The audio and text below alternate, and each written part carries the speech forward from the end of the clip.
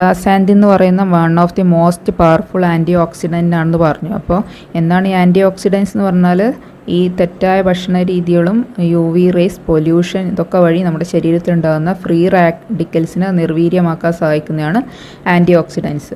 ഈ vitamin E, vitamin C, green tea, catechins, carotenoids ഇതൊക്കെയാണ് multiple source of antioxidants.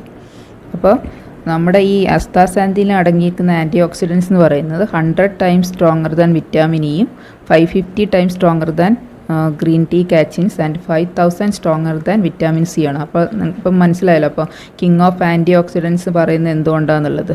അപ്പോൾ ഈ ആസ്താസാന്തിനെ എവിടുന്ന എടുക്കുന്നതെന്ന് വെച്ചാൽ നമ്മുടെ സ്വീഡിഷ് ആർച്ചിപ്പിലാഗോ സീലിലുള്ള ഒരു ഗ്രീൻ ആൽഗിയാണിത്. അപ്പോൾ ഇതിൽ അടങ്ങിയിരിക്കുന്ന ആസ്താസാന്തിൻ്റെ കൂടിയ അളവ് കാരണം ഇത് റെഡായിട്ട് മാറുന്നത്. അതിലടങ്ങിയിരിക്കുന്ന ആസ്താസാന്തിൻ്റെ കണ്ടൻറ്റ് കൊണ്ടാണ് ഇത് റെഡ് കളറായിട്ട് മാറുകയാണ്. ഈ ഗ്രീൻ ആൽഗെ റെഡ് കളറിലേക്ക് മാറുകയാണ്.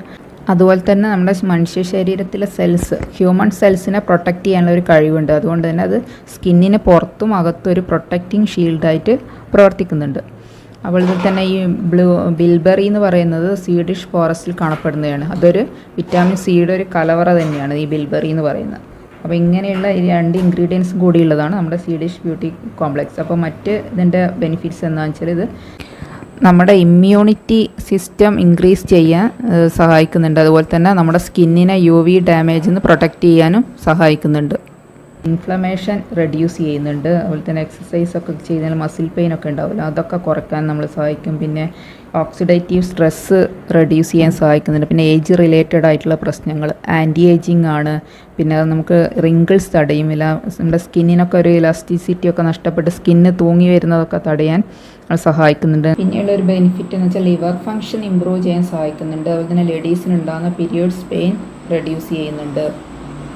അപ്പോൾ ഇങ്ങനെയൊക്കെയുള്ള ഒരു ഗുണങ്ങളുള്ള ടാബ്ലറ്റാണ് നമ്മുടെ സ്വീഡിഷ് ബ്യൂട്ടി കോംപ്ലക്സ്. ഇനി ഇതെങ്ങനെ എടുക്കണം എന്ന് വെച്ചാൽ ഞാൻ പറഞ്ഞുതരാം.